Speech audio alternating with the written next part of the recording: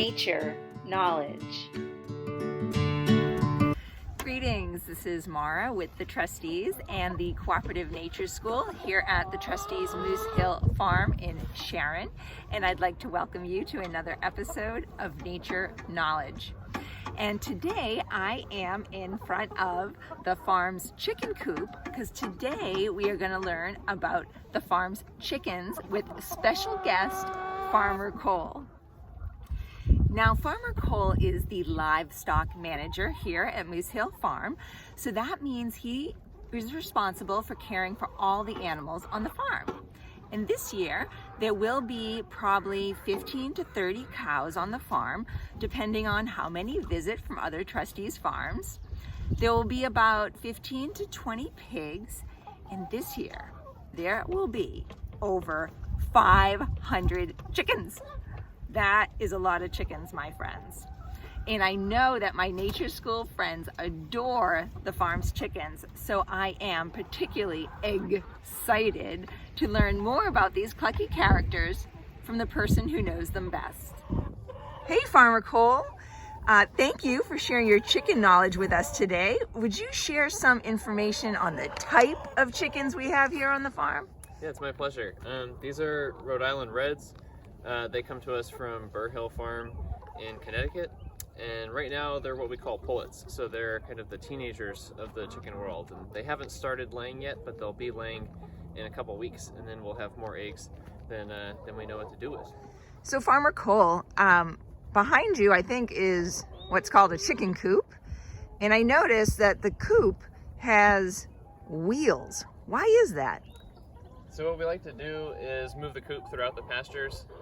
We work with about a quarter of an acre at a time, and the chickens produce a tremendous amount of fertility, so we want to spread that fertility as uniformly throughout the farm as possible. And once the cows go out on pasture in a week or so, the chickens will actually follow behind the cows. So as the cows move through the fields and sort of mow that grass for us, that we'll drag the chicken coop through the fields behind the cows, and this gives the chickens the opportunity to work through the manure that the cows leave on the field and spread that around and look through for bugs and pests that they can control. So Farmer Cole, I'm sure a lot of my nature school friends and others are very curious about how you care for these chickens, what's involved.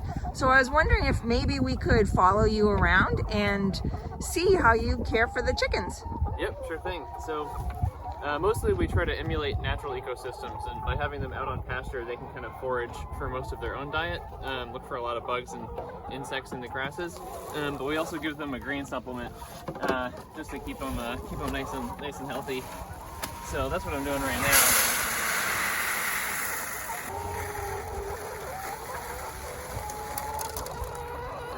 And typically throughout the season, we'll also give them kelp supplements and oyster shells to supply them with the calcium and micronutrients that they need to grow the best eggs possible.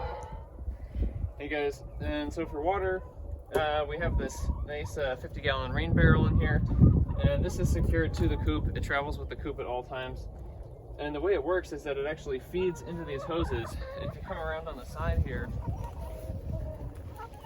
we have this handy PVC waterer, and the way that it works is when the chickens peck these shiny sort of knobs, they release just enough water to come through, so they can kind of peck at them throughout the day and get all their water needs. But it's a really cool setup. I'm really fond of it.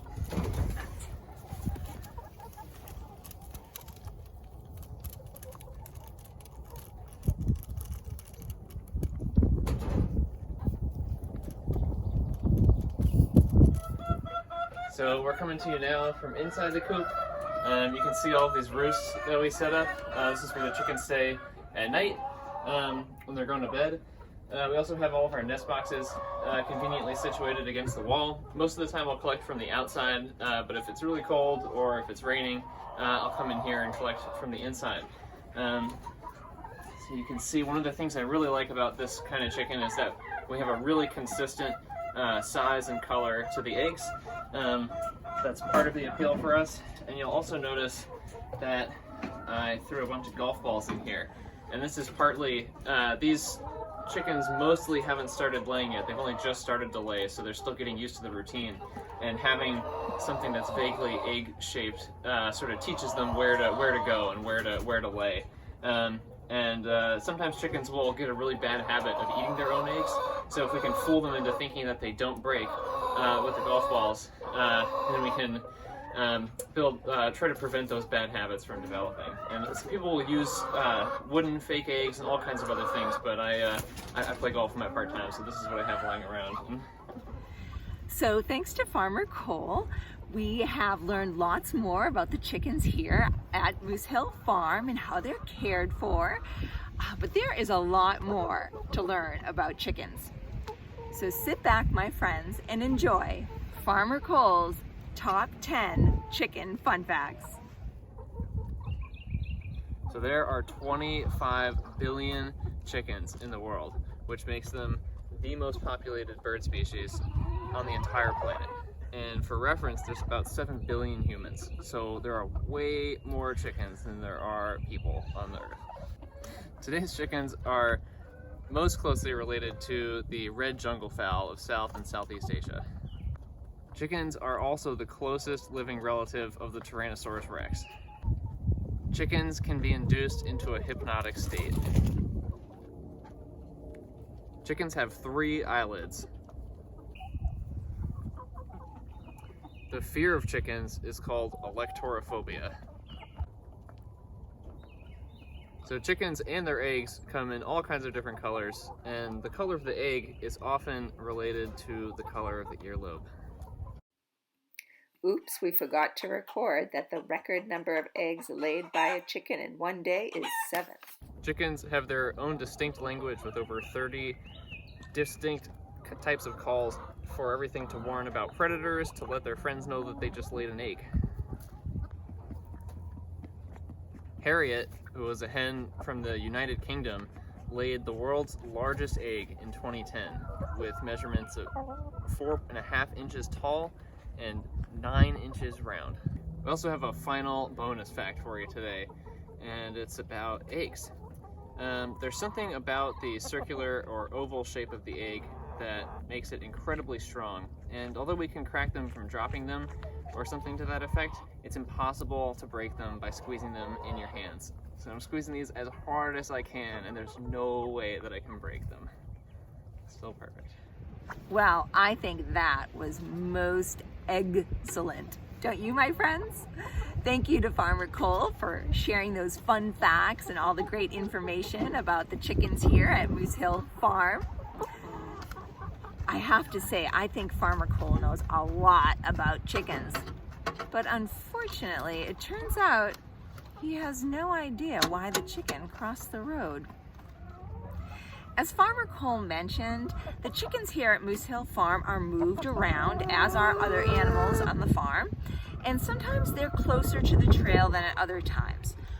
If you come to the farm and the animals happen to be close to the trail, please remember to stay a safe distance away. Okay, friends, I hope you enjoyed learning about chickens today. I have to say, I think they are very cool birds. I was also struck by the ingenious design of the egg, right? The egg is fragile enough so a little chick can peck its way out. But this design of the dome arch makes it super strong so that weight, just say the weight of a mother hen, gets evenly distributed so it doesn't get crushed. I dare you to take the egg crush challenge. It's pretty good. Now, the chickens here at Moose Hill Farm are really just one of the many, many things that make Moose Hill Farm a special place, and I invite you to come and see for yourself. That's it for this episode of Nature Knowledge. Now that you have the knowledge, I encourage you to go and explore and let me know what you discover.